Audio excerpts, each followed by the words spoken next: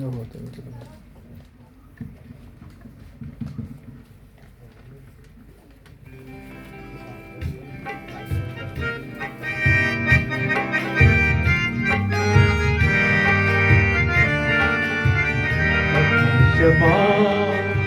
ఆలకించుమా మాటలాడెదన్ ఆకాశమా ఆలకించుమా మాటలాడెదన్ యెహోవా వంతు అయాన జనమేగదా యాకోబే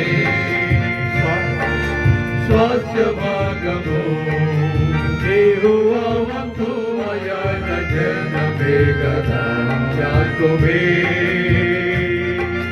స్వాస్థ్య భాగము శంభులయందునా అరణ్య శంభులయందునా భీకారపని గల ఎడారిలో వాని కానుకోనెను భీకారపని గల ఎడారిలో వాని కానుకోనెను ఆవారించి వాని పాదమర్శించి కాచెకాను పాపగా ఆవారించి వాని పాదమర్శించి కాచెకాను పాపగా ఆకాశమా ఆలకించుమా మాటలాడెదన్ ఆకాశమా ఆలకించుమా మాటలాడెదన్ యెహోవా నిన్నడిపించెను యెహోవా నిన్నడిపించెను భూమి యొక్క ఉన్నత స్థలముల మీద వాడినెక్కితే భూమి యొక్క ఉన్నత స్థలముల మీద వాడినెక్కితే దేవతలలో నైనను లేకపోయే వారిలో అన్యా దేవతలలో నైనను లేకపోయే వారిలో ఆకాశమా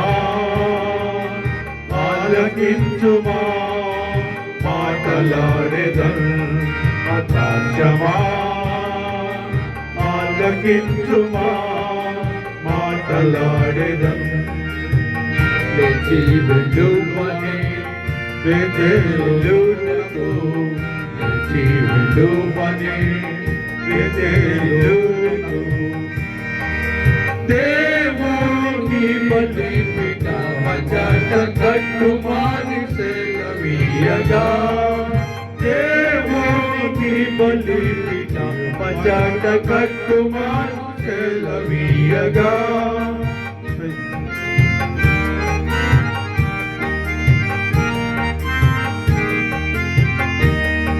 ఆకాశమా ఆలకించుమా మాటలాడెదన్ ఆకాశమా ఆలకించుమా మాటలాడెదన్ తిరిగి బెతేలులో దర్శనమిచ్చెను తిరిగి బెతేలులో దర్శనమిచ్చెను దీవించిని పేరు ఇశ్రాయేలుగా ఎల్లప్పుడుంటున్నానెను దీవించిని పేరు ఇశ్రాయేలుగా ఎల్లప్పుడుంటున్నానెను నా ఇంటికి వచ్చు నెల ప్రభు దివించు నా ఇంటికి వచ్చు నెల ప్రభు దివించు ఆకాశమా ఆలకించుమా మాటలాడెదన్ ఆకాశమా ఆలకించుమా మాటలాడెదన్ ప్రభు నిరాకడ సమీపమంచును ప్రభు నిరాకడ సమీపమంచును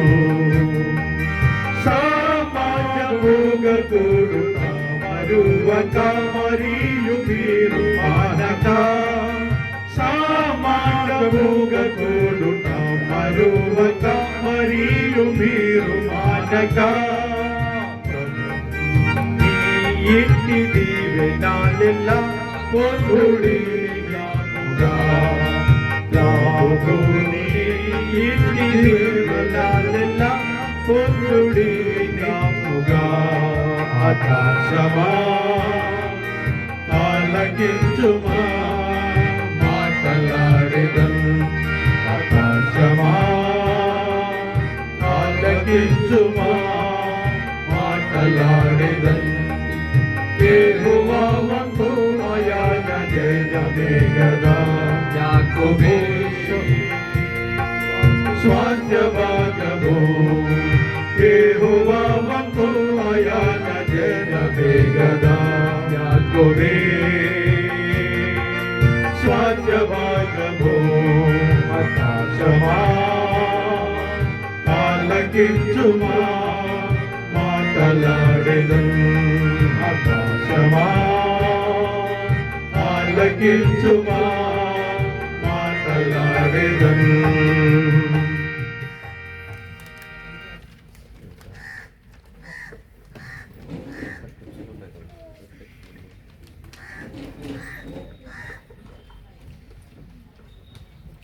ఏడో పాట పాడుకుందాం.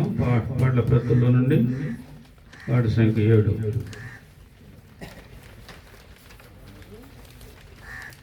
కాలము సమీపము ప్రభు యేసు వచ్చు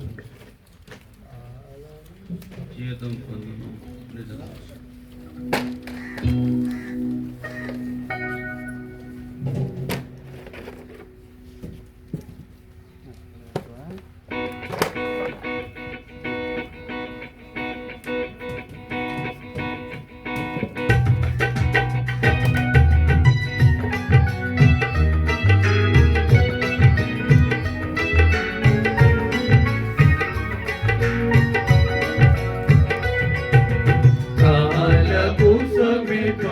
ప్రభు యేసు కాలము సమీపము ప్రభు యేసు జీతము పొందును నిజ దాసుడు జీతము పొందును నిజ దాసుడు ఆనందముందెదరు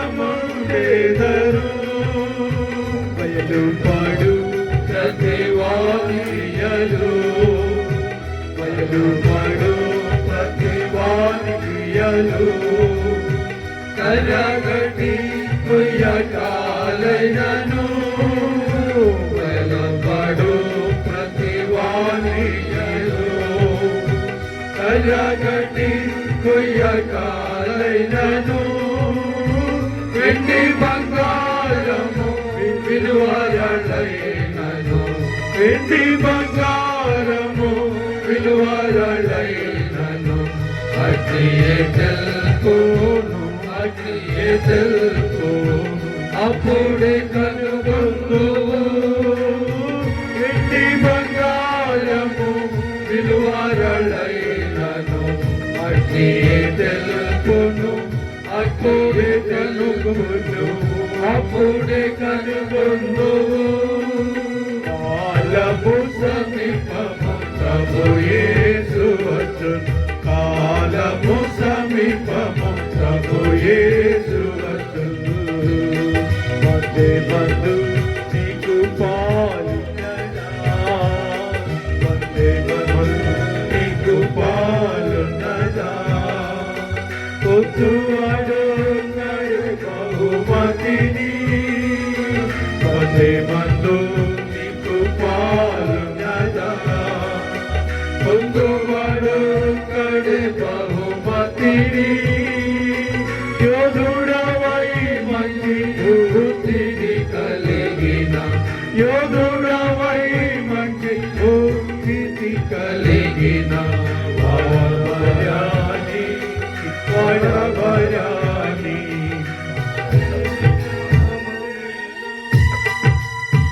యోధుడవై మంచి బుద్ధిని కలిగిన వాడబరాని కిరీటముందేదవు కాలము సమీపము ప్రభు యేసు వచ్చును కాలము సమీపము ప్రభు యేసు వచ్చును ఆత్మల కొరకై భారమున్నదా ఆత్మల కొరకై భారమున్నదా ఫలితమున్నదని సేవలో ఆత్మల కొరకై భారమున్నదా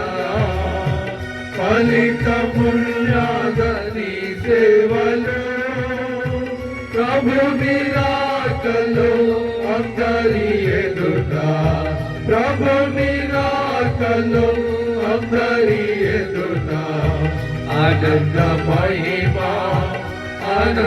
మహిమా కిరీటముందేదవు ప్రభు నిరాకలో అందరి ఎదుట ఆనంద మహిమా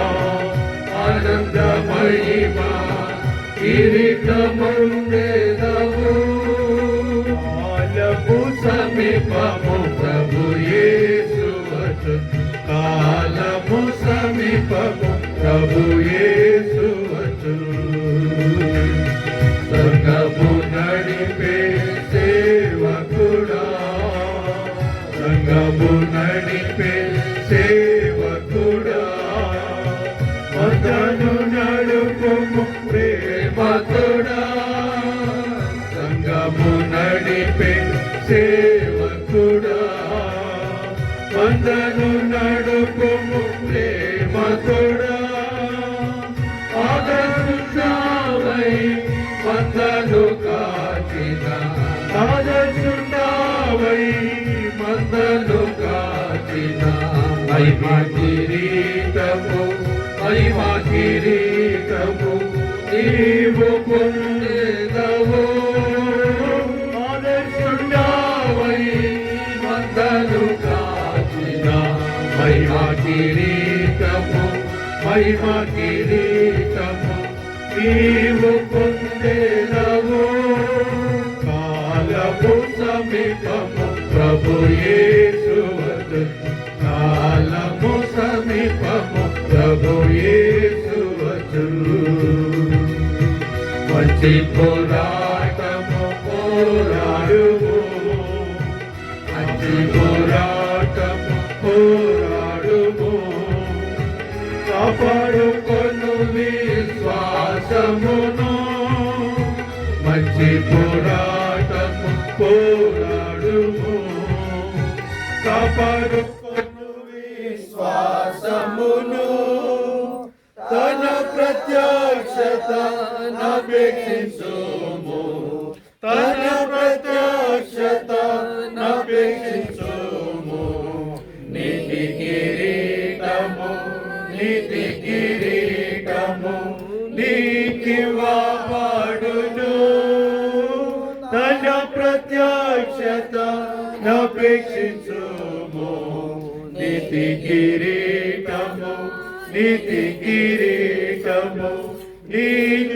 నీకివ్వబడును కాలము సమీపము ప్రభు యేసు వచ్చును కాలము సమీపము ప్రభు యేసు వచ్చును భక్తితో బ్రతుకా గోరినచో భక్తితో బ్రతుకా గోరినచో సిద్ధపడు హింసలను భక్తితో బ్రతుకా గోరినచో సిద్ధపడు హింసలను అంతము వరకు నమ్మికయుంచిన అంతము వరకు నమ్మికయుంచిన జీవ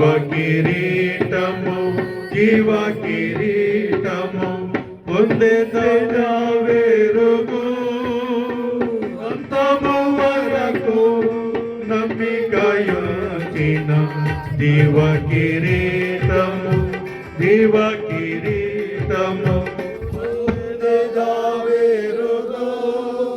కాలము సమీపము ప్రభు యేసు వచ్చును కాలము సమీపము ప్రభు యేసు వచ్చును దయచేయు శ్రేష్ఠ దీవెనలు దయచేయు శ్రేష్ఠ దీవెనలు అంగీకరించు నీ ప్రార్థనలు దయచేయు శ్రేష్ఠ దీవెనలు అంగీకరించు నీ ప్రార్థనలు ప్రార్థనయందు మేల్కొని ఉండుము ప్రార్థనయందు మేల్కొని ఉండుము స్వర్ణ కిరీటము స్వర్ణ కిరీటము ధరింపజేయును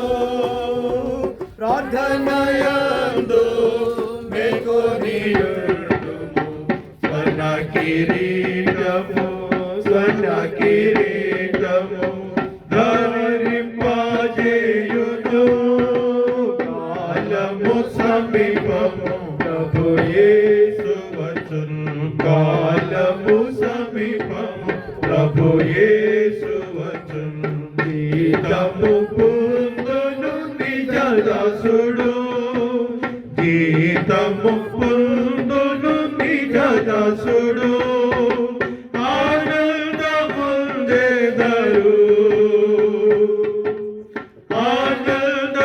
ఆనందముందెదరు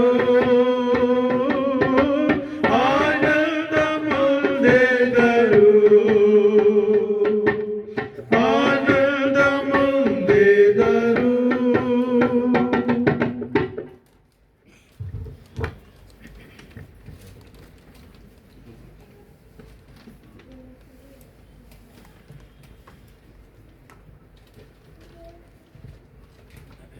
పాట సంఖ్య 8.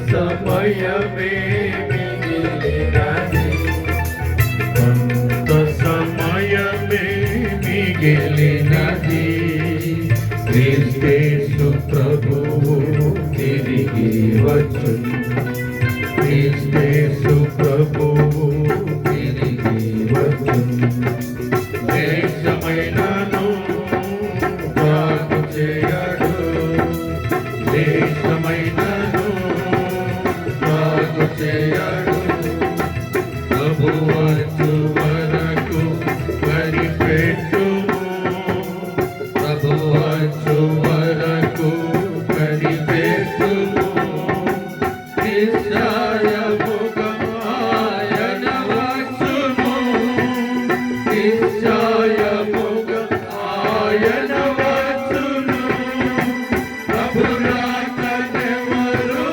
ప్రేమింతురో వారిని ప్రభువు కొనిపోవును ప్రభు రాకనెవరు ప్రేమింతురో వారిని ప్రభువు కొనిపోవును కొంత సమయమే మిగిలినది కొంత సమయమే మిగిలినది ఆయన రాకడ సమీపము ఆయన రాకడ సమీపము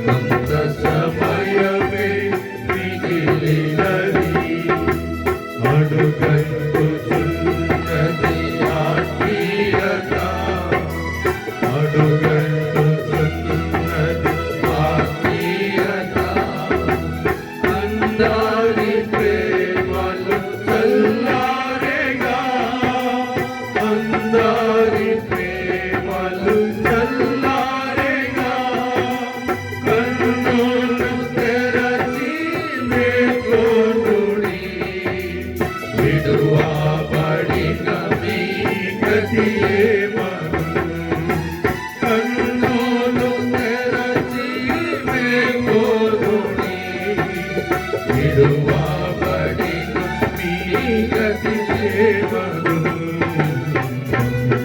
సమయమే మిగిలినది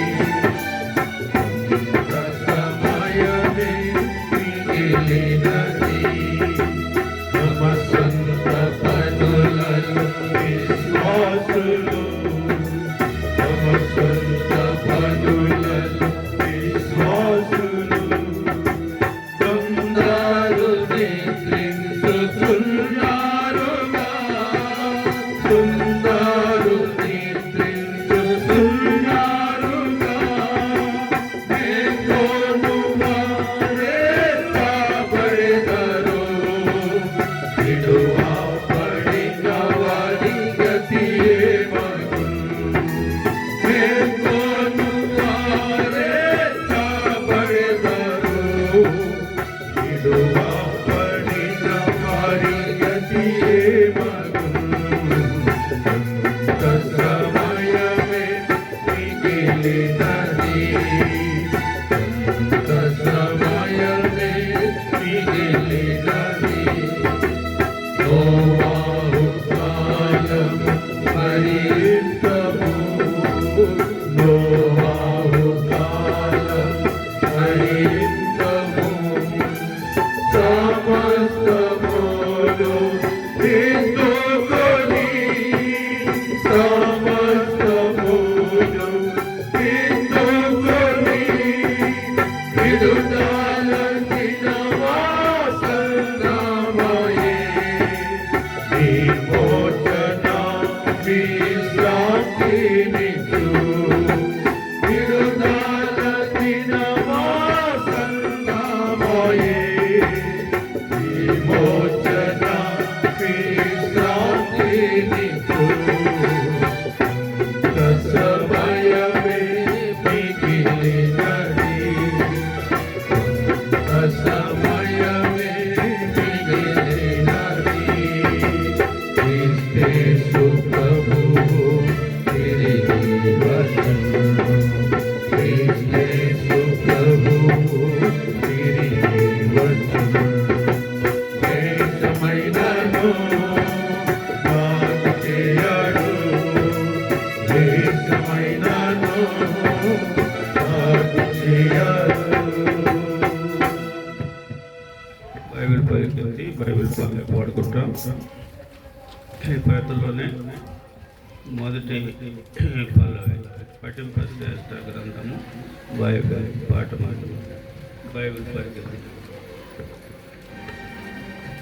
ప్రతుల్లో వెనకాల ఉందండి చూడవలసిన పఠింపశ్రేష్ట గ్రంథము బైబిల్ పఠింపశ్రేష్ట గ్రంథము బైబిల్ అనుదినము పఠించిన ప్రేమతోడ నడుపును ఓ పఠింపశ్రేష్ట గ్రంథము Bible The best book to read is the Bible. The best book to read is the Bible.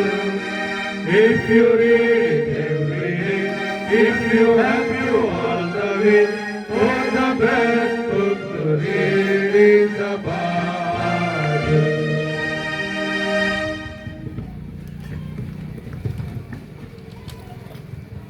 దయచేసి గమనించండి, కొంచెం ముందుకు జరిగి కూర్చోవాలని మీకు మనవి చేస్తున్నాం. మేము మీ కుర్చీలు తీసుకుని కొంచెం ముందుకు జరిగిరండి. వెనకాలకి వచ్చేవారు ఉంటారు కాబట్టి వారికి వెనుకున్న కుర్చీలు ఇక్కడి నుంచి కూడా కూర్చోవచ్చు. ముందు ఇక్కడ కుర్చీలు ఉన్నాయి. దయచేసి సహోదరులు కూడా దయచేసి కొంచెం ముందుకు జరిగిరండి. ముందు నా కుర్చీలో కూర్చోండి.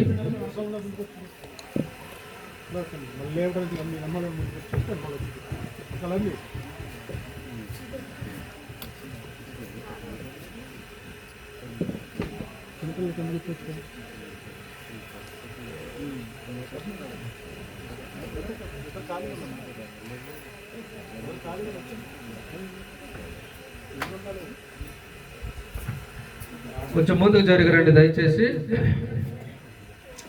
మళ్ళా మధ్యలో వచ్చేవారికి ఆటంకంగా ఉండకుండా ముందున్న కుర్చీలో కూర్చోండి దయచేసి. ఉదయకాల సమయంలో ఈ బైబిల్ పఠనము 2 భాగాలుగా ఉంటూ ఉన్నది.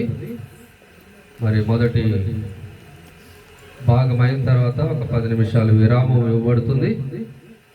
మీకు ఏదైనా అత్యవసరమైన అవసరం ఉంటే మీరు తీర్చుకోవచ్చు. తర్వాత మళ్ళా 2వ సెక్షన్లో మనం బైబిల్ పఠనాన్ని మనం కొనసాగిస్తాం. దయచేసి జ్ఞాపకం చేసుకోనండి. ఇప్పుడు దేవుని వాక్యం వింటాం.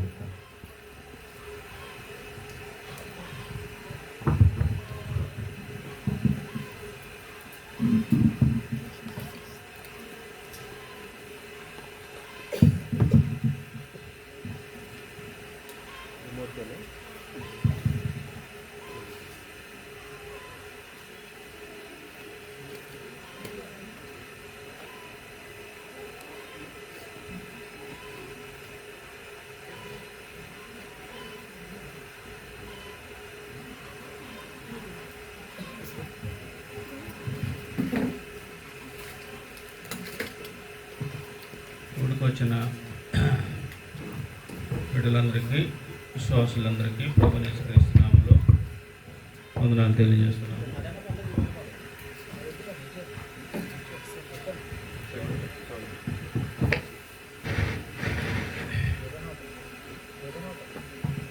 సరే, కూడిక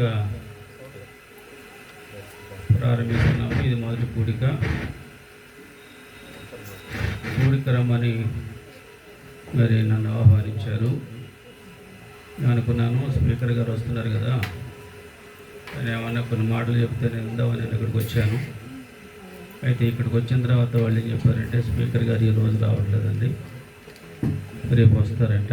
అందుకని ఈ మొదటి కూడిక దయచేసి మీరే చూడాలని చెప్పొచ్చారు. అసలు ఈ రోజుకి నేను వేరే చోటుకి వెళ్దామని ప్లాన్ చేసుకున్నాను. అంటే డాక్టర్ గారి అపాయింట్మెంట్కి వెళ్ళాలి. అయితే ఆయన లేని కారణం చేత ఈ రోజుకి ఇక్కడికి నేను రావాల్సి వచ్చింది. అయితే ఏదేమైనప్పటికీ మనం దేవుని సన్నిధిలో ఇలాగ మనం కూడా రావడం అనేది ఎంతో మంచిది. మనకి బయట ఎన్నో పనులు ఉంటాయి, ఎన్నో అవసరాలు ఉంటాయి. మరి వాటన్నిటికంటే దేవునికి సన్నిధి, దేవునికి బిడ్డలతో సహవాసం మనం కలిగి ఉండటం అనేది చాలా ఆశీర్వాదకరమైనది. ఈ చివరి దినాల్లో మరి దేవుని యొక్క బిడ్డలు దేవునికి సన్నిధి కంటే లోకంలో ఉన్న సంగతులకు ఎక్కువైన ప్రాముఖ్యత ఇస్తున్నారు. అది దానికి కారణం ఏంటంటే, అపవాది సాతానుడు రకరకాలైన మరి పనులు కల్పించి, సంగతులు కలిగించి, దేవుని సన్నిధిని మనం రాకుండా దాన్ని పోగొట్టుకునే దానికి అపవాది చాలా పనికిల్ని వాడుకుంటాడు, ఉన్నాడు కూడా. అందుకొరకనే పెద్దగా ఆసక్తిగా దేవుని సన్నిధికి రాలేకపోతున్నారు దేవుని యొక్క బిడ్డలు. మరి ప్రారంభ దినాల్లో మీటింగులు అంటే ఎక్కడికైనా సరే, మరి ఎంత పెద్ద గుడికైనా ఎంత చిన్న గుడికైనా సరే పనులు మానుకొని ఉద్యోగాలకు సెలవు పెట్టుకొని మరి ఎంతో ఆసక్తితో దేవుని సన్నిధికి వచ్చేవారు. ఆ కారణం చేత దినాల్లో దేవునికి బిడ్డలు ఆధ్యాత్మికంగా ఎంతగానో వర్ధిల్లుతూ వచ్చారు, ఆశ్రయించబడుతూ వచ్చారు కూడా. ఈ దినాల్లో అంత ఆసక్తి కనపడటం లేదు. ఎందుకంటే దేవుని సన్నిధికి రావాలనే ఆ సంతోషం లేదు, మరి ఆసక్తి లేదు, మరి ఆ ఉత్సాహం లేదు. వస్తున్నామనంటే మనల్ని ఎప్పుడు వెళ్ళిపోదామో తిరిగినట్టుగా వస్తున్నాము. ఎందుకు వస్తున్నాము, ఎందుకు పోతున్నామో కూడా తెలియని పరిస్థితుల్లో ఉంటున్నాం. ఈ దినాల్లో విశ్వాసుల యొక్క మరి పరిస్థితి అట్లాగే ఉంది.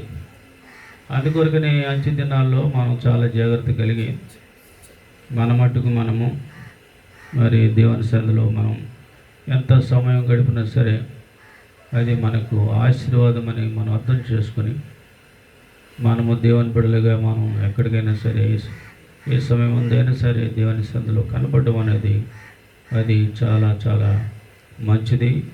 అది మనకెంతో, మన కుటుంబానికి, మన బిడ్డలకు, మనకి సంఘాలకి అది ఎంతో ఆశీర్వాదకరమైన విషయం అని మరి ఈ సమయంలో మనం జ్ఞాపకం చేసుకుంటూ వస్తున్నాము. అయితే ఇప్పుడు మొదటి కూడికగా ఇప్పుడు మనం కూడి వచ్చాము. ఈ కూడికలో కేవలము ఉపోద్ఘాతం మాత్రమే నేను చెప్తా.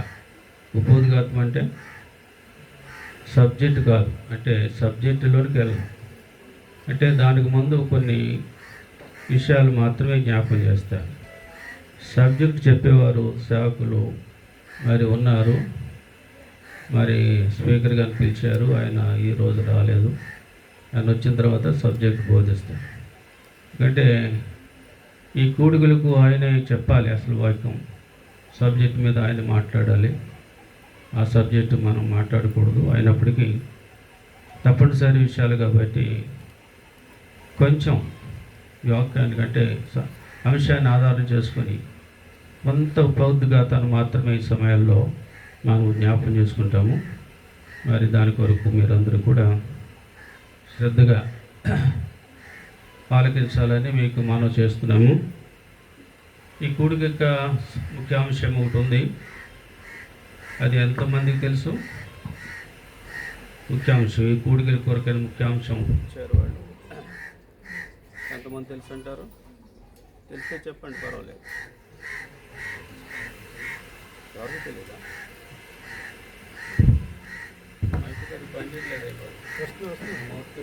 పెట్టాలి మంచి.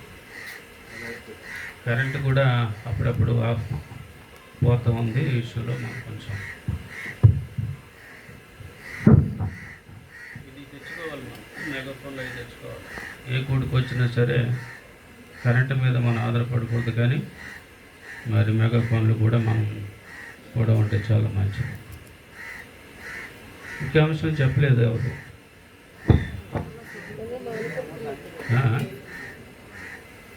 ఏంటంటారు?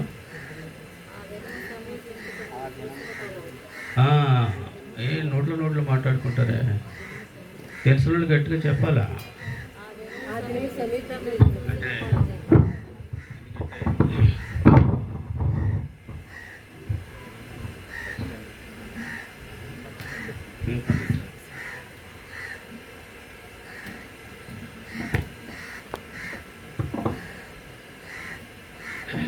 అందరూ చెప్తారా?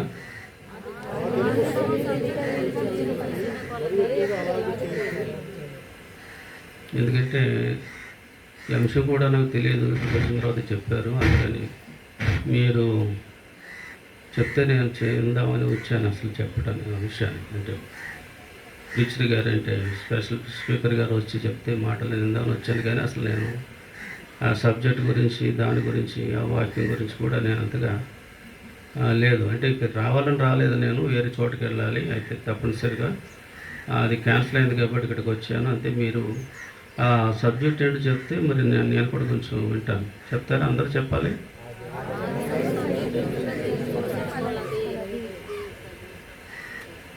అందరూ చెప్పారా? కొంతమంది చెప్తున్నారు. మరి ఎప్పుడైనా చెప్పలేదండి? ఏమంటారు?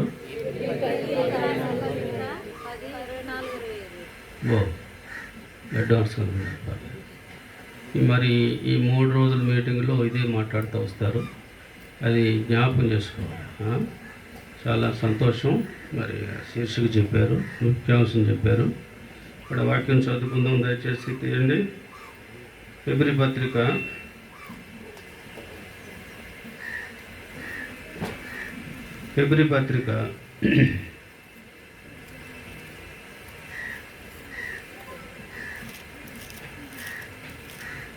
పత్రిక 10వ అధ్యాయము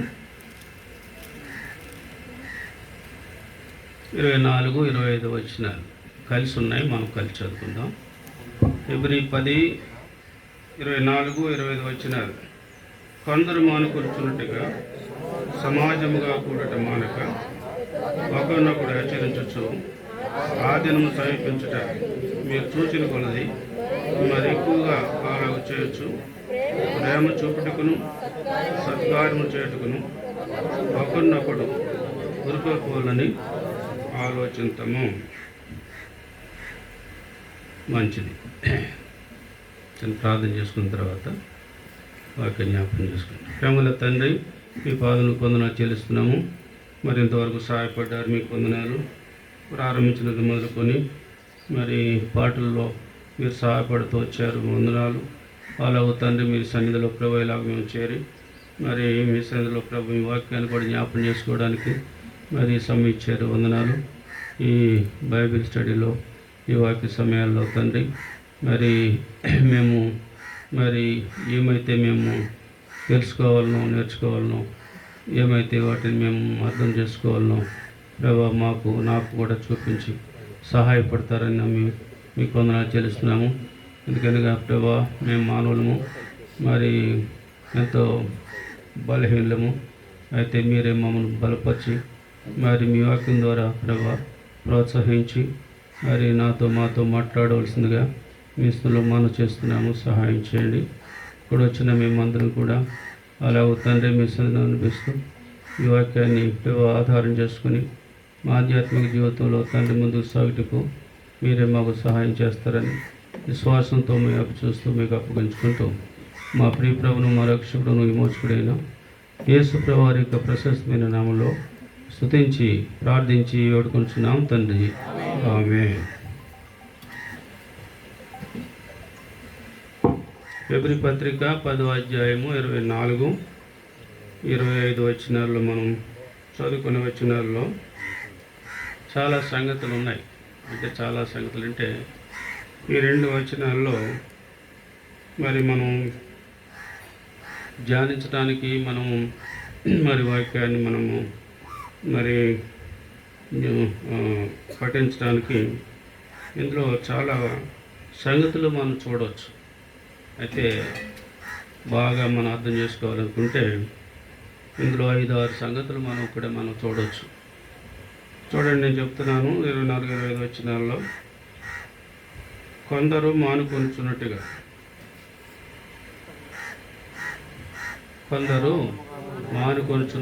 ఇదొక మరి విషయం చెప్పుకోవచ్చు దీని గురించి. తర్వాత మనం చూస్తే సమాజంగా కూడుట మానిక, ఇది 2వది. 3వది ఒకరినొకడు హెచ్చరించవచ్చు.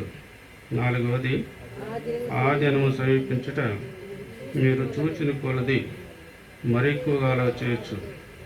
5వది ప్రేమ చూపుటకును సత్కారం చేయుటకును ఒకరినొకడు ఉరుకొరుకోవాలని. ఎన్ని సంగతులు వచ్చినాయి?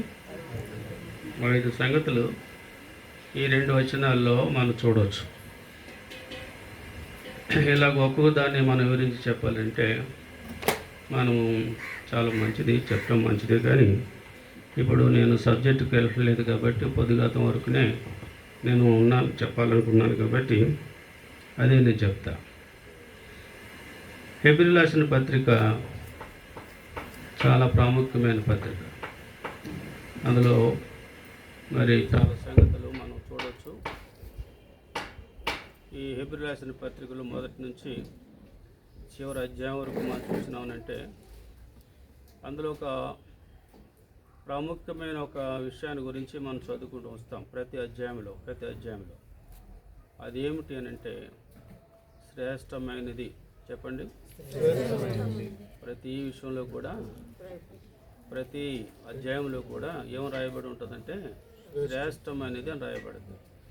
శ్రేష్టమైనది అంటే అర్థం ఏంటంటే మొదటి అధ్యాయంలో ప్రభువైన యేసుక్రీస్తు వారు మరి దేవదూతల కంటే శ్రేష్టమైన వారిని రాయబడింది అని చెప్పండి.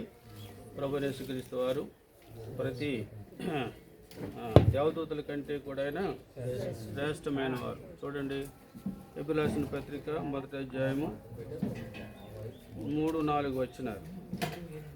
ఆయన దేవుని మహిమ యొక్క తేజస్సును, ఆయన తత్వము యొక్క మూర్తిమంతమునై ఉండి తన మహత్తు గల మాట చేత సమస్తమును నిర్వహించుచు పాపముల విషయములలో శుద్ధీకరణము తానే చేసి దేవదూతల కంటే ఎంత శ్రేష్టమైన నామం పొందెనో. చూసారా, దేవదూతల కంటే శ్రేష్టమైన వారు.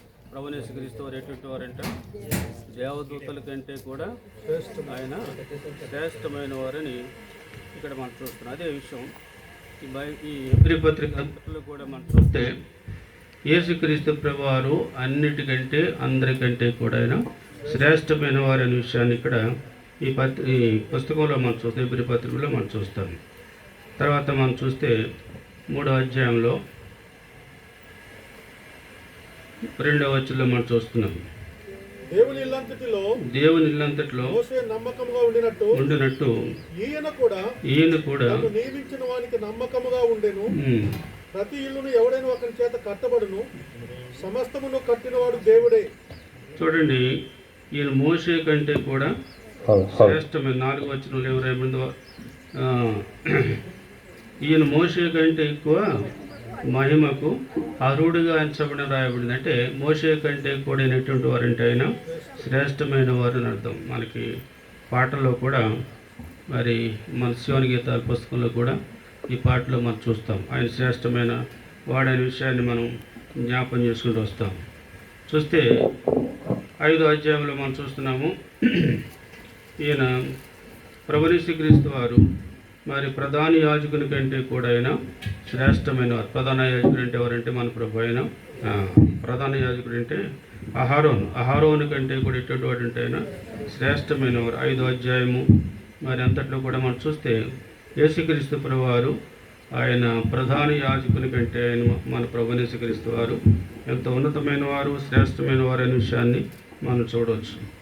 ఆ తర్వాత మనం చూస్తే మరి 7-8 వచనాల్లో యేసుక్రీస్తు ప్రభువారు మరి ఆయన సేవకత్వం, ఆయన సేవ కూడా ఎంతగానో శ్రేష్టమైనదని మరి అధ్యాయాల్లో మనం చూస్తాం. 7-8 అధ్యాయాల్లో మనం చూస్తే 7వ అధ్యాయంలో మనం చూడండి. 7వ అధ్యాయంలో 20-22 వచనాలు, 20-22 వచనాలు. మరియు ప్రమాణం లేకుండా యేసు యాజకుడు కాలేదు గనుక ఆయన మరి శ్రేష్టమైన నిబంధనకు పూటకాపాయెను. శ్రేష్టమైన నిబంధన అంటే మరి ఈ పాత నిబంధన కంటే కూడా ఈయన ఎటువంటి వాడంటే ఆయన శ్రేష్టమైన వాడని అర్థం. కాబట్టి ఆయన నిబంధన కంటే శ్రేష్టమైన వాడు. తర్వాత 8వ అధ్యాయంలో మనం చూస్తే 6వ వచనంలో మనం చూస్తున్నాము.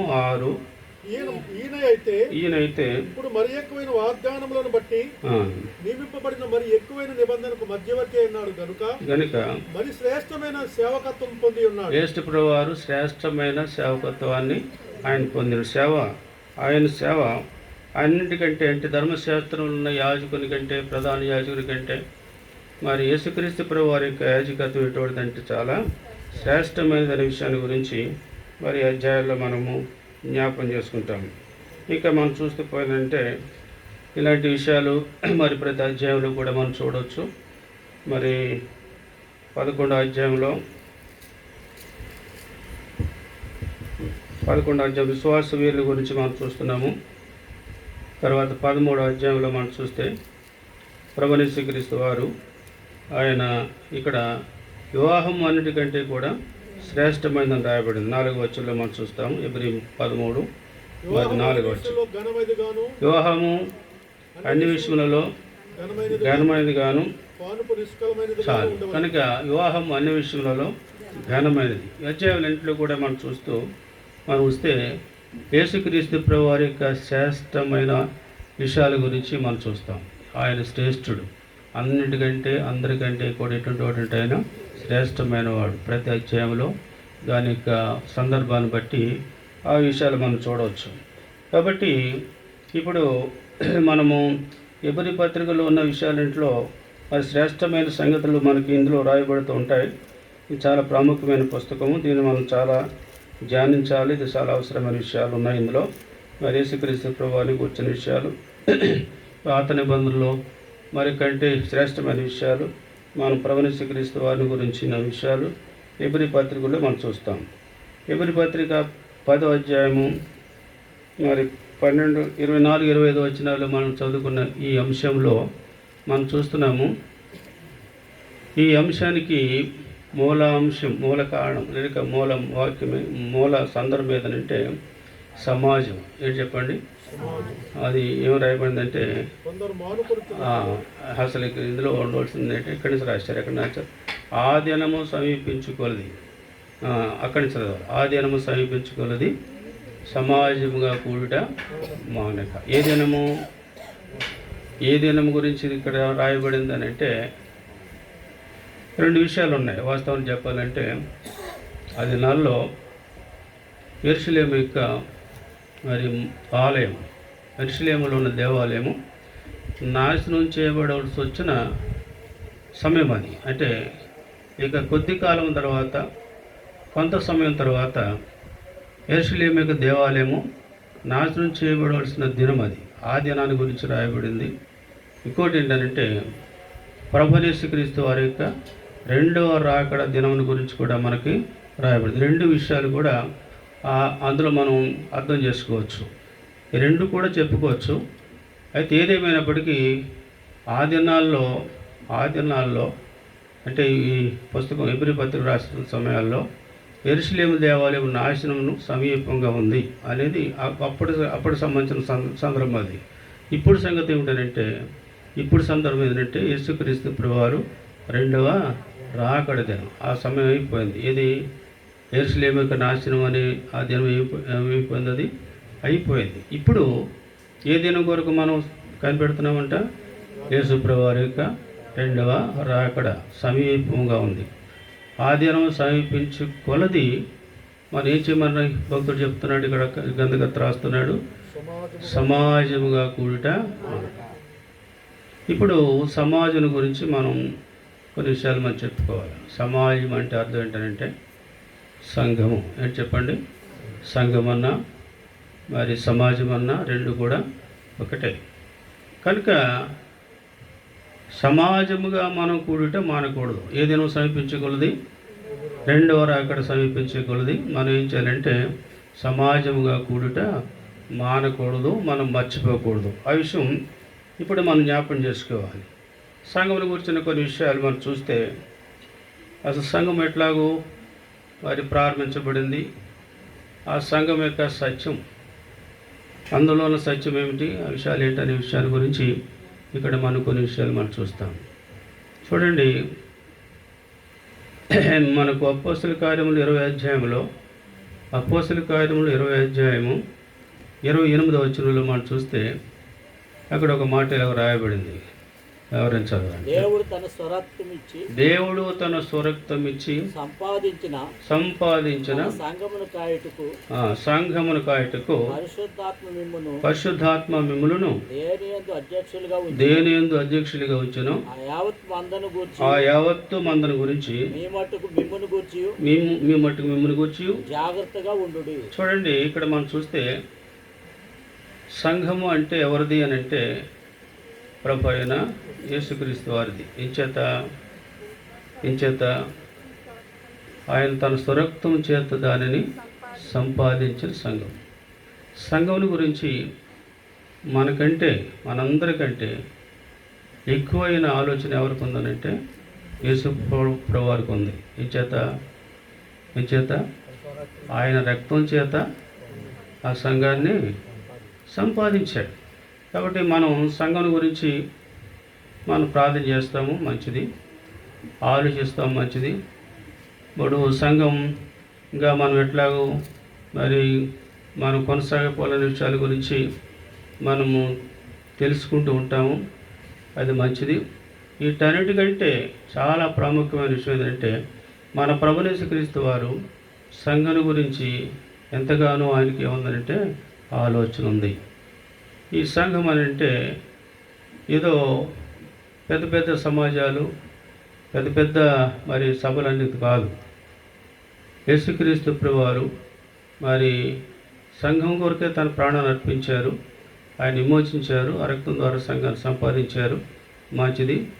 ఆ సంఘాన్ని ఎట్లాగో ఆయన భద్రపరచాలో అనే విషయం, ఆ బాధ్యత ఎవరికి ఉందనంటే ముఖ్యంగా యేసు ప్రభువారి మీద ఉంది. మనం కూడా సేవకులమైన మనకు కూడా సంఘం గురించిన బాధ్యత మనం కలిగి ఉంటాం. సంఘాన్ని నడిపించే విషయంలో, మరి సంఘం కొరకు మనం సేవ చేసే విషయంలో, అంటే సమాజం కొరకు సేవ చేసే విషయంలో సేవకులముగా మనకు ఎంతో బాధ్యత ఉంది, అది మంచిదే. కానీ మనందరికంటే ఎక్కువగా యేసుక్రీస్తు ప్రభు వారికి ఏముందంటే సంఘం గురించిన భారము, సంఘం గురించిన బాధ్యత మన ప్రభు యేసుక్రీస్తు వారి మీద ఉంది. అందుకొరకనే ఆయన సంఘం గురించి ఎంతగానో ఆయన ఆలోచిస్తూ వస్తారు. ఆ సంఘంలో ఎట్లాగో మనం కొనసాగించబడాలి, మన కట్టబడాలనే విషయాల గురించి యేసుప్రభు వారు మన గురించి ఎంతగానో ఆయన ఆలోచనలు కలిగిన వాడు ఉంటాడనే విషయాల గురించి మనం అర్థం చేసుకోవాలి. సంఘం అని అంటే ఏదో పెద్ద పెద్ద సమాజాలని కాదు. మత్తయి సువార్తలో మనం చూస్తే మత్తయి సువార్తలో 20వ అధ్యాయము, మత్తయి సువార్త 20వ అధ్యాయము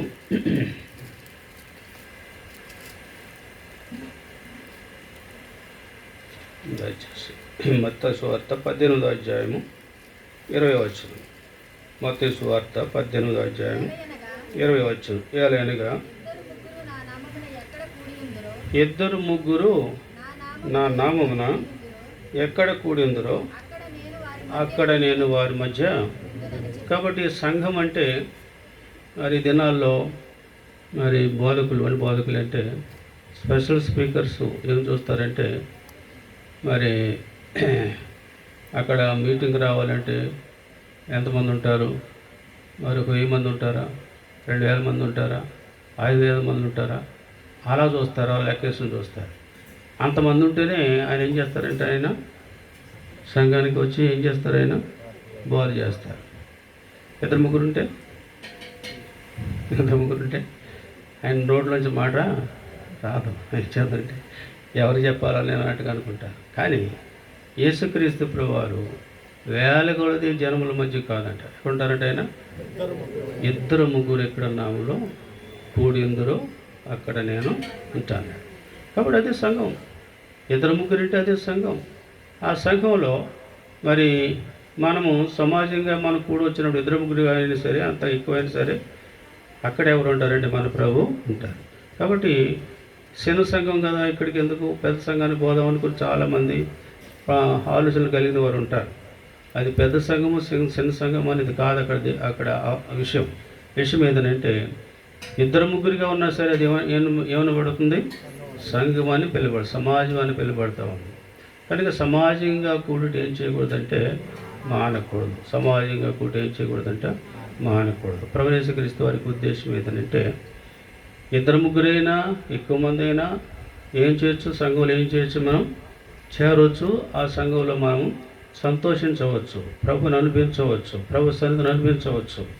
కాబట్టి మనం సంఘాన్ని మనం తేలిగ్గా తీసేయకూడదు. కాబట్టి సంఘం అనేది దేవుని దృష్టిలో, ప్రభు దృష్టిలో అది చాలా విలువైనది, చాలా ప్రాముఖ్యమైనది. దాని విషయంలో ఎంతగానో ఆలోచన కలిగి చింత కలిగిన వారు ఉంటున్నారనే విషయాన్ని మనం చూస్తున్నాం. ఆ సంఘానికి మరి మానకుండగా రావాలంట. ఏం రాయబడింది? సమాజంగా కూడుట మానక. కొందరు ఏం చేస్తున్నారంటే మానేస్తున్నారు, కొందరు ఏం చేస్తున్నారంటే మానేస్తున్నారు. అంటే ఎందుకు మానేస్తున్నారు అని అంటే ఆ సత్యాన్ని వారు అర్థం చేసుకోనందువలన. సంఘంలో మనం మరి ఆయన సందులో మనం ఉంటా మనకి ఎంత ఆశీర్వాదకరమైన విషయాన్ని వారు అర్థం చేసుకున్నందువల్ల కొందరు ఏం చేస్తున్నారంటే సంఘముగా కూట, సమాజంగా కూట వారు మానుకుంటున్నారు. అయితే ఇక్కడ ప్రభు ఉద్దేశం ఏంటంటే మానకుండా ఏం చేయాలంటే సమాజంలో ఏం చేయాలి? కొనసాగించబడాలి, సమాజంగా కొనసాగించబడాలి. చూడండి, ఆరంభ సంఘం మనం చూసామనంటే వారు క్రమక్రమంగా వారు ఏం చేశారంటే వాళ్ళు మరి విస్తరిస్తూ వచ్చారు. అది అపోస్తల కార్యములు 2వ అధ్యాయంలో ఆ విషయాలు మనం చూస్తాం. అపోస్తల కార్యములు మరి రెండవ అధ్యాయం మనకు అందరికీ పరిచయం కలిగిన మరి సందర్భాలు అవి మనకు అందరికీ తెలుసు. 2:42 చదవండి. వీరు అపోస్తలుల బోధెందును, సహవాసమందును, రొట్టె విచ్చుటెందును, ప్రార్థన చేయటందును. చూడండి, ప్రారంభ సంఘం. ఇదేం సంఘం చెప్పండి? ప్రారంభ సంఘం. ప్రారంభంలో మొట్టమొదట యేసుక్రీస్తు ప్రభువారు సిలువబడే సమయానికి ఎంతమంది ఉన్నారు అని అంటే సంఘము 120 మంది ఉన్నారు. ఎంతమంది ఉన్నారు చెప్పండి? 120 మంది. యేసుప్రభు వారు చనిపోయి సమాధి చేయబడి పరలోకునికి ఆరుడమైనారు. ఆ 120 మంది ఏం చేస్తూ వచ్చారంటే మరి ప్రభుని సేవిస్తూ వచ్చారు. వారు ఎడతెగ్గా కూడా ఏం చేస్తూ వచ్చారంటే వాళ్ళు సేవిస్తూ వచ్చారు. మొదటి అపోస్తల కార్యంలోని మొదటి అధ్యాయంలో మనం చూస్తాం. అపోస్తల కార్యములు మొదటి అధ్యాయము తర్వాత 14 వచ్చింది.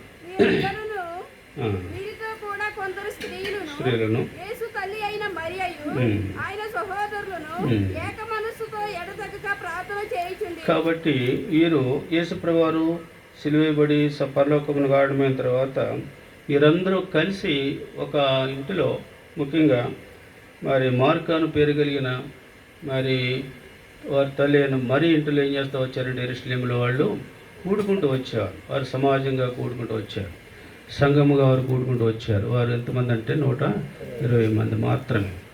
అయితే మనం చూసామనంటే పరిశుద్ధాత్మ దేవుడు ఈ భూమి దిగి వచ్చిన తర్వాత, మీరు చెప్పండి, పరిశుద్ధాత్మ దేవుడు ఈ భూమి మీదకి దిగి వచ్చిన తర్వాత ఎప్పుడు వచ్చారు యేసుప్రభు వారు పరిశుద్ధాత్మ దేవుడు ఈ భూమి మీదకి ఎప్పుడు వచ్చారంటే పెంతెకోస్తు దినాన్ని. అది పెంతెకోస్తు అంటే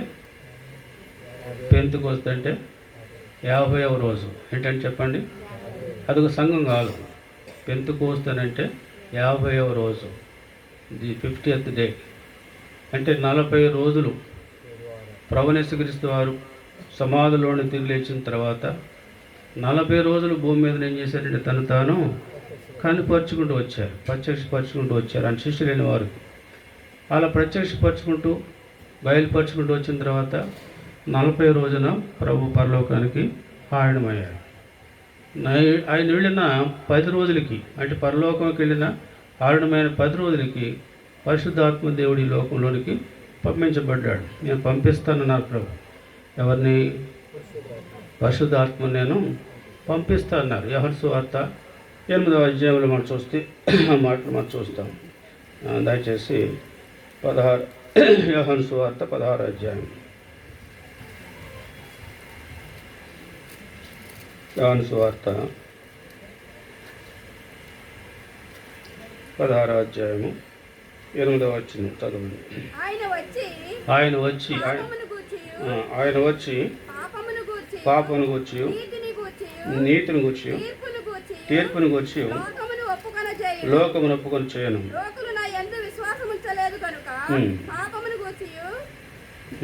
నేను తండ్రి యొద్దకు వెళ్ళుట వలన మీరు నన్ను చూడరు కనుక నీతిని గూర్చి ఈ లోకాధికారి తీర్పు పొంది ఉన్నాడు కనుక తీర్పును గూర్చి ఒప్పుకొన చేయును. నేను మీతో 13వ వచనం. అయితే ఆయన అనగా సత్య స్వరూపి అయిన ఆత్మ వచ్చినప్పుడు మిమ్మల్ని సర్వసత్యములోనికి నడిపించును. ఆయన తనంతట తాను ఏమీ బోధింపక వేటిని వినును వాటిని బోధించి సంభవింపబో సంగతులను మీకు. కాబట్టి ప్రభువుని యేసుక్రీస్తు వారి లోకంలో నుండి మరి పరలోకానికి వెళ్ళక ముందు ఆయన శిష్యుల వారితో చెప్పిన మాటలు ఇలాగ ఉన్నాయి. కాబట్టి నేను తండ్రి దగ్గరికి పోతున్నాను, ఆ తర్వాత సత్యస్వరూపైన ఆత్మ మీ వద్దకు వస్తాడు. ఆయన పేరు ఇంకోటి ఉంది, ఆదరణకర్త అని. ఆయన మీ మధ్యకు వస్తాడు. మిమ్మల్ని అనాథులుగా ఆయన విడిచిపెట్టడు. చూడండి, నేను మిమ్మల్ని అనాథులుగా విడిచిపెట్టను అంటాడు. శిష్యులైన వారితో చెప్తున్న మాట. యోహాను సువార్త 14 చదువు. మీ వద్దకు వస్తును కొంతకాలమైన తర్వాత. కాబట్టి యేసుక్రీస్తు ప్రభు వారు వెళ్ళక ముందు చెప్పిన మాటలు, నేను మిమ్మల్ని అనాథులుగా నేను విడిచిపెట్టను. ఆయన వస్తాడు, ఆయన వచ్చి మిమ్మల్ని సర్వసత్యంలోనికి నడిపాడు. ఆ వాగ్దాన ప్రకారంగా ప్రభు యేసుక్రీస్తు వారు మరి 40 అంటే 50 దినాల తర్వాత పరిశుద్ధాత్మ దేవుని లోకానికి పంపించారు. అపోస్తల కార్యములు అది 2వ అధ్యాయము మరి మొదటి వచనంలో మనం చూస్తాం. చదవండి. అపోస్తల కార్యములు 2వ అధ్యాయం మొదటి వచనం. పెంతెకోస్తు అని పండుగ దినం వచ్చినప్పుడు అందరూ ఒక చోట కూడి ఉండరు. ఇప్పుడు వేగముగా వీచు గాలి వంటి ఒక ధ్వని ఆకాశం నుండి అకస్మాత్తుగా వచ్చి వారు కూర్చుండి ఉన్న ఇల్లంతయు నిండెను. మరి అగ్ని జ్వాలల వంటి అగ్ని జ్వాలల వంటి నాలుకలు వాయింపబడినట్టుగా జ్వాలింపబడినట్టుగా వారికి కనబడి వారికి కనబడి వారిలో ఒక్కొక్కరి మీద రాలగా పరిశుద్ధాత్మతో నిండిన వారై అది పరిశుద్ధాత్మతో ఏం చేశారంటే వాళ్ళు నింపబడ్డారు. వాళ్ళు మరి తర్వాత మనం చూసామనంటే ఈ పరిశుద్ధాత్మ మరి అక్కడ చేరవచ్చిన అనేక దేశాల వారి మీద కూడా వారికి దిగొచ్చినట్టుగా వారు చూశారు, స్పష్టంగా చూశారు. అగ్ని నాలుకలు భాగించినట్టుగా పరిశుద్ధాత్మ దేవుడు ఈ భూమి దిగొచ్చినట్టుగా వారందరూ చూశారు. ఇది చూసిన తర్వాత ఇప్పుడు పేతురు మాట్లాడుతున్నాడు.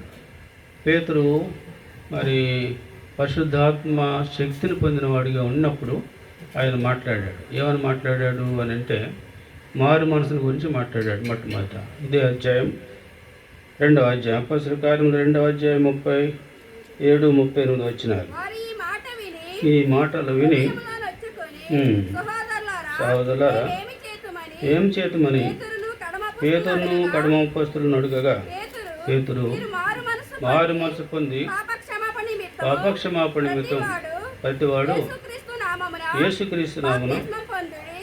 అప్పుడు మీరు పరిశుద్ధాత్మ అని వరం పొందుదురు. తర్వాత మనం చూస్తే ఈ వాక్యం అదే అధ్యాయంలో మనం చూస్తే కింద వచ్చిన మనం చూస్తున్నాము 41వ వచనం 41వ వచనం. కాబట్టి వాక్యం అంగీకరించిన వారు బాప్తిస్మం పొందిరి. బాప్తిస్మం ఆ పొంది దినమందు ఇంచుమించు 3,000 మంది చేర్చబడి కాబట్టి 120 మంది వెళ్ళి ఎంతమంది అయ్యారు వాళ్ళు? 3,000 మంది. అంటే సంఘము అలా స్టార్ట్ అయిందన్నట్టుగా మనం ఈ విషయాలు చెప్పుకుంటున్నాం. అంటే ఈ విషయాలు చెప్పాల్సి వస్తుంది. సంఘం అంటే ఏమిటి, సంఘము ఎలా స్టార్ట్ అయింది, ఆ సంఘంలో ఎలాగ మనం కొనసాగించబడాలనే విషయాల గురించి ఇక్కడ మనం మరి జ్ఞాపం చేసుకున్న అవసరత మనకు కలిగి ఉంటున్నాం. ఇప్పుడు 3,000 మంది చేర్చబడ్డారు. వారు ఏం చేశారు? 3,000 మంది 120 మంది ఎంతమంది అండి? వాళ్ళందరూ కలిసి ఏం చేశారు? 42వ వచనంలో మనం చూస్తాం. వీరు అపోస్తలుల బోధెందును సహవాసమందును రొట్టె విచ్చుట ఎందును ప్రార్థన చేయటందును. కాబట్టి వీరు సంఘముగా స్టార్ట్ అయింది. కొత్త నిబంధన సంఘము ఆర్థిక ప్రారంభించబడింది, మరి అది కొనసాగించబడుతూ ఉంది. కాబట్టి అక్కడి నుంచి వారు సంఘముగా అనేక మంది ఆ సంఘంలో చేర్చబడుతూ వచ్చారు అని రాయబడింది. 47వ వచనం చూద్దాం.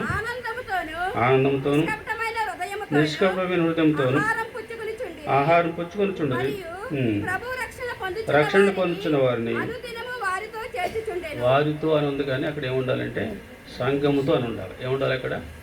సంఘముతో ఏం చేయబడుతున్నారు? వాళ్ళు చేర్చబడుతున్నారు. ఎవరు వాళ్ళు? రక్షించబడుతున్నవారు. ఎవరు చెప్పండి? యేసుక్రీస్తు ప్రభు రక్తం ద్వారా కడగబడి కొనబడిన వారిగా ఉన్నవారు వారు సంఘములో చేర్చబడుతూ వచ్చారు. అలాగే అప్పుడు సంఘం ఏం చేస్తూ వచ్చిందంటే అపోస్తలుల కాలాల్లో సంఘం విస్తరిస్తూ వచ్చింది. అది ఇంకా మనం చూస్తూ పోయినామంటే మరి సంఘము 5,000 మరి సంఘం విస్తరిస్తున్నట్టుగా మనం చూస్తున్నాము. ఇంకా కొంతకాలం పోయినట్లయితే అసలు లెక్క పెట్టడానికి కూడా వీలు కానంత సంఘం విస్తరిస్తుంది. 4వ అధ్యాయం 4వ వచనంలో మాట చూడవచ్చు. వాక్యం విని వారిలో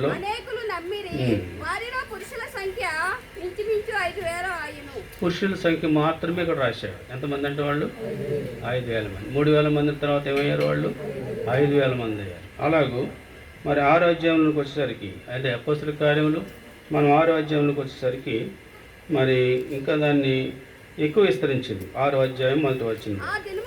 ఆ దినములలో శిష్యుల సంఖ్య విస్తరించుతున్నప్పుడు చాలు శిష్యుల సంఖ్య ఏం చేస్తా వచ్చిందంట అంటే అది లెక్క పెట్టలేనంతగా విస్తరించింది. ఎలాగ విస్తరించిందంట? లెక్క పెట్టలేనంతగా సంఘం ఏం చేసిందంట? విస్తరిస్తూ వచ్చిందనమాట. అలాగూ ఆ దినం మొదలుకొని ఆ సమయం మొదలుకొని సంఘము అలాగ విస్తరిస్తూ వచ్చింది. కానీ అపవాది కూడా చాలా వారి పనికెళ్ళిన వాడిగా ఉండి సంఘాన్ని అనేక రకాలుగా పాడు చేయటం అనేది మరి ఆరంభ దినాల నుండే మనం చూస్తూ వస్తాం. అనేక మంది శాస్త్రులు, పరిసయ్యులు, మరి సదుకాయలు, మరి వీరు అపోస్తలులు చేస్తున్న ఈ కార్యాలన్నింటినీ కూడా వాళ్ళు చూసి ప్రధాన యాజకులు, అధికారులకు వారి రిపోర్ట్ చేసినప్పుడు ఈ శిష్యులను వారిని ఏం చేస్తూ వచ్చారంటే హింసిస్తూ వచ్చారు, బంధిస్తూ వచ్చారు, చెరసాలలో వేశారు, కొంతమందిని చంపారు. మరి యాకోబు మరి యాకోబును ఖడ్గం చేత చంపించబడ్డాడు. పేతురు కూడా ఏం చేయబడ్డాడు? చెరసాల్లో వేయించబడ్డాడు. సంఘము అలాగూ మరి కొన్ని హింసలను బట్టి చెదిరిపోయినట్టుగా మనం చూస్తాం. చెదిరిపోయినట్టు యెరూషలేములో కాదు, యెరూషలేములో నుండి వేరే వేరే స్థలాలకి ఏం చేసిందంటే సంఘము విస్తరిస్తూ వచ్చింది.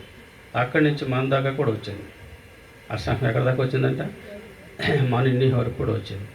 మనకందరూ తెలుసు, థామస్ గారు మన దేశానికి సువార్త తీసుకుని వచ్చినప్పుడు మద్రాసులో ఆయన సువార్త ప్రారంభించి మరి ప్రకటన చేసినప్పుడు అనేక మంది మరి ఏమంటారు మద్రాసు బ్రాహ్మణులందరూ కూడా యేసుక్రీస్తుపై విశ్వాసం ఉంచి వారు యేసుప్రభు వారు బిడ్డలుగా మార్చబడ్డారు, క్రైస్తవులుగా మార్చబడుతూ వచ్చారు.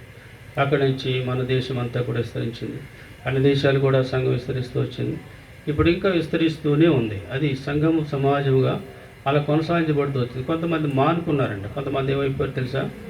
కొంత మానుకున్నారంటే అక్కడ ఊరికే రాయబడలేదన్నమాట. ఎందుకు తెలుసా? ఈ హెబ్రీ సంఘం, ఇప్పుడు మన అంశం ఎక్కడి నుంచి వచ్చింది? ఇది హెబ్రీ పత్రిక నుంచి కదా మనం చూస్తున్నాం. ఈ హెబ్రీ సంఘము మరి మొట్టమొదటిలో వాళ్ళు ఏం చేశారంటే సంఘంలో కలిశారు. ఏం చేశారంటే వాళ్ళు సంఘంతో కలిసి ఏం చేశారు? ప్రభుని సేవిస్తూ వచ్చారంటే వాళ్ళు మరి యూదా మతంలో నుండి క్రైస్తవ మతంలోనికి ఏం చేశారంటే వాళ్ళు మార్చబడ్డారు. ఆ సమయంలో మార్చబడిన తర్వాత వారికి కొన్ని హింసలు వచ్చినాయి. ఏమొచ్చినాయంటే వాళ్ళకి కొన్ని హింసలు వచ్చినాయి. అంటే ఎవరి ద్వారా? అదే సొంత యూదుల ద్వారా వారికి ఏమొచ్చిందంటే వారికి హింసలు వచ్చినాయి. హింసలు వచ్చినప్పుడు వారు ఏం చేశారు? నెమ్మదిగా జారుకున్నారు. ఏం చేశారంట? ఏ క్రైస్తవ సమాజంలోనికి వచ్చారో అక్కడి నుంచి మళ్ళీ ఏం చేశారు? వాళ్ళు ఏది విడిచిపెట్టి వచ్చారో యూదా సంఘంలోనికి ఏం చేశారు? వాళ్ళు మారిపోయారు, కలిసిపోయారు, జారిపోయారు. అలాగా అందుకొరకు అంటాడు, కొందరు మానుకొంచున్నట్టుగా అంటాడు. ఏమంటాడట? కొందరు మానుకొంచున్నట్టుగా మీరేం చేయకూడదు? ఆదిను సమీపించుకున్నది మీరు మానకంటాడు. చూసారా? హెబ్రీ సంఘంలో ఉన్న కొంతమంది విశ్వాసులు వారు క్రమక్రమంగా వెనక జారిపోయారు. అప్పుడు ఈ హెబ్రీ గ్రంథకర్త అది నిజంగా అంటే వాస్తవంగా ఈ గ్రంథం ఎవరు రాశారో కూడా అర్థం కాదు, తెలియని పరిస్థితులు ఉన్నాయి.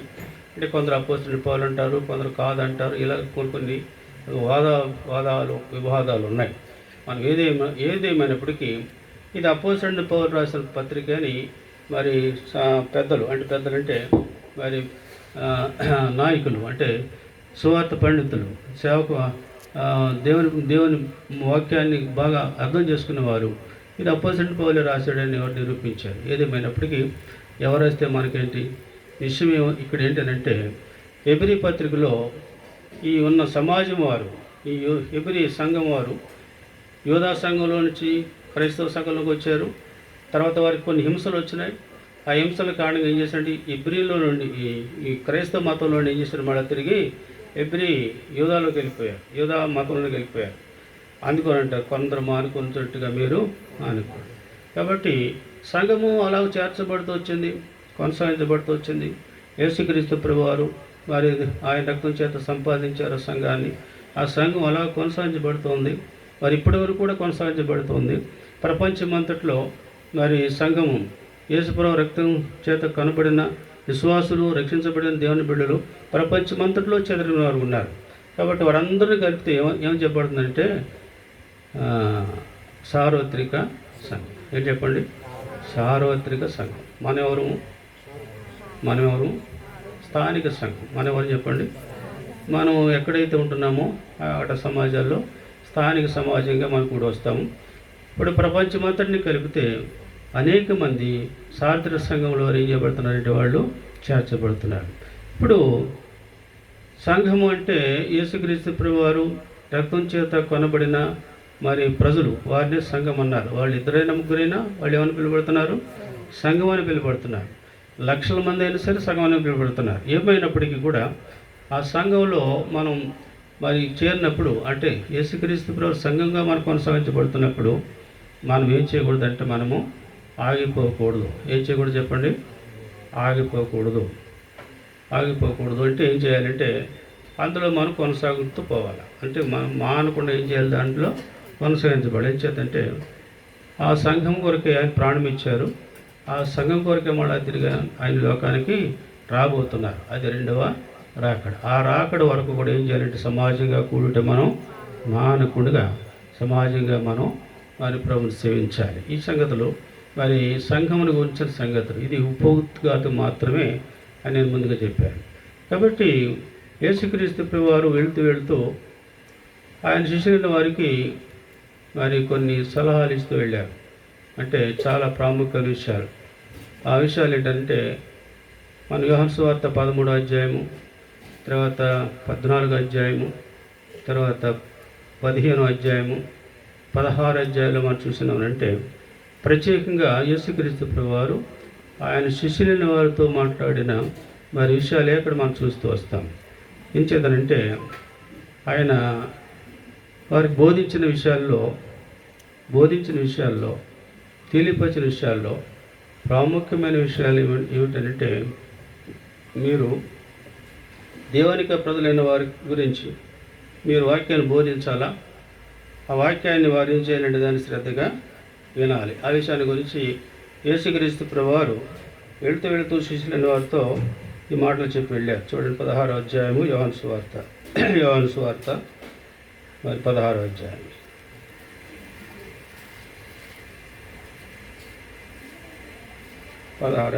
12వ వచనం చూద్దాం. 12వ వచనం చదువు.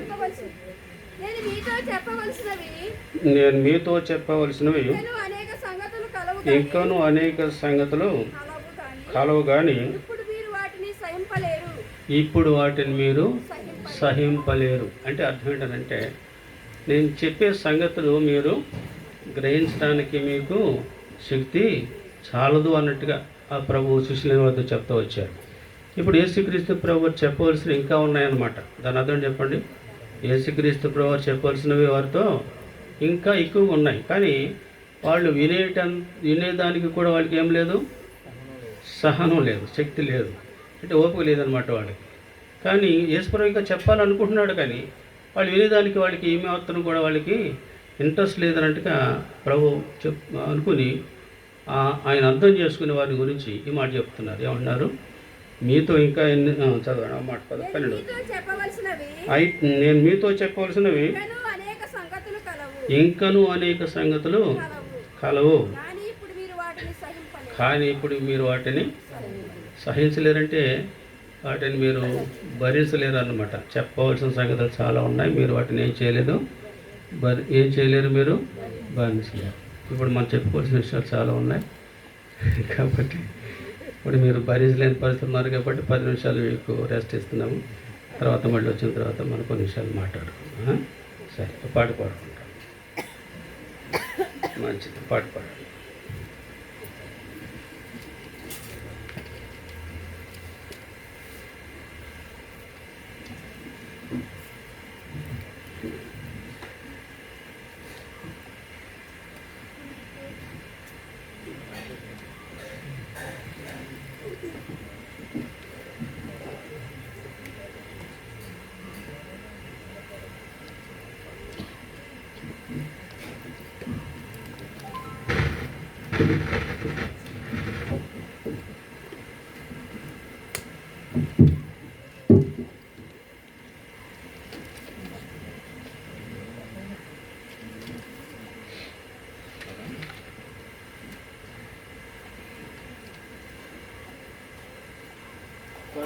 బ్రేక్. మీరు ఏమైనా అవసరాలు తీర్చుకోండి, పాట పాడుకుంటారు. తర్వాత మళ్ళీ కొన్ని మాటలు కొన్ని విషయాలు కృతల్లో నుండి 2వ పాట పాడుకుందాము. ఈ పాట లేచిన నిలబడి పాడుకుంటాము. ఆ సమయంలో దయచేసి మీకు ఏదైనా మంచినీళ్ళు కానీ వాష్రూమ్ కానీ వెళ్ళే అవసరం ఉంటే మీరు వెళ్ళి మళ్ళీ తిరిగి లోపలికి రండి. పాట సంఖ్య 2, 2వ పాట పాడుకుందాం. లేచి నిలబడి పాడుకుంటాం.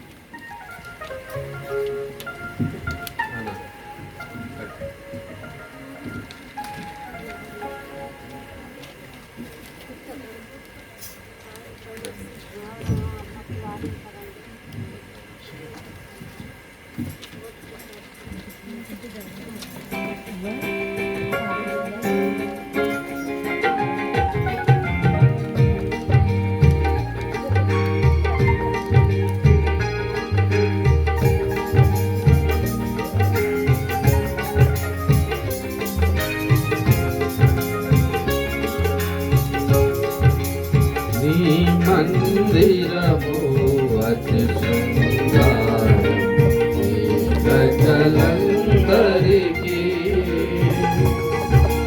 మహిమా నూతన పరచుదేవా మహిమా తేజస్సు మెందుగడించి నూతన పరచుదేవా నీ రక్తము చిందించి నూతన మమనేచి నీ రక్తము చిందించి నూతన మమనేచి స్వార్థము కామము చేసి నూతన నిరమున నిలిచి స్వార్థము కామము చేసి నీ మందిరమున నిలిచి వధువలయందు కృప చూపించి తృప్తిగా పోషించితివి. వధువలయందు కృప చూపించి తృప్తిగా పోషించితివి. మహిమా మహిమా మహిమా నీకే. మహిమా మహిమా మహిమా నీకే.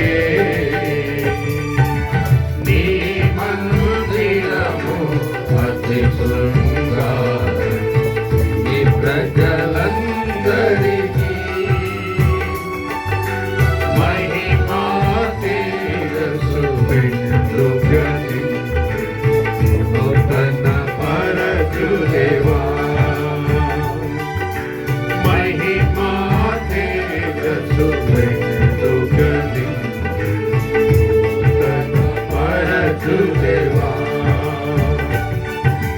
నీ మందిరములో నిత్యము వసించి వాటిల్లెదము. నీ మందిరములో నిత్యము వసించి వాటిల్లెదము. అనుదినము స్తుతించి నూతన బలమును పొంది అనుదినము స్తుతించి నూతన బలమును పొంది అన్నిటియందు దీవించబడి ధన్యులుగా ఉండెదము.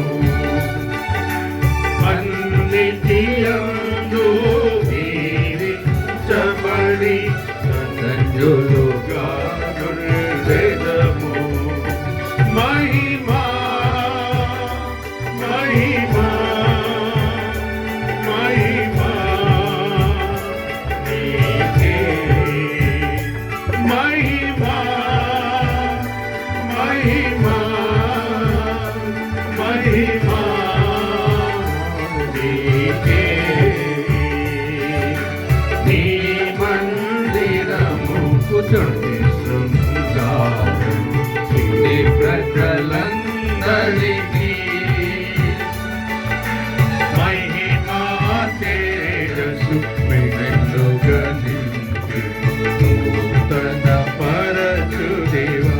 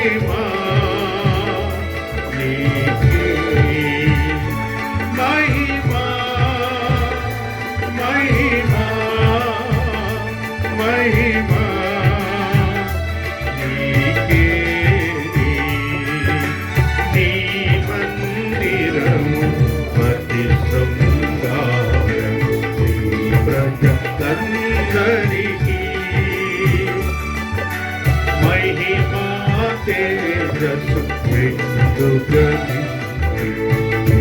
తన పరచు దేవా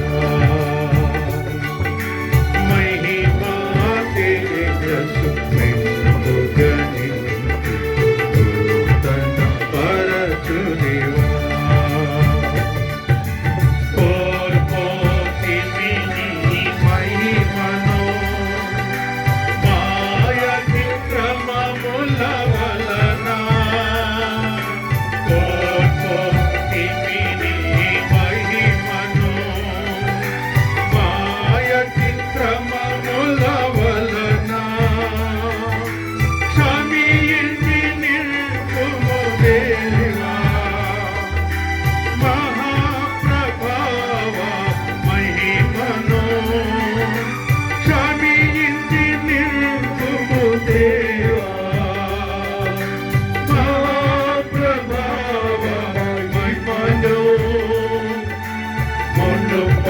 మహిమను వించిన మహిమతో నిండుగా నింపుము దేవా మునుపటి మహిమను వించిన మహిమతో నిండుగా నింపుము దేవా మహిమా మహిమా మహిమా మహిమా మహిమా మహిమా నీకే నీ మందిరము అతి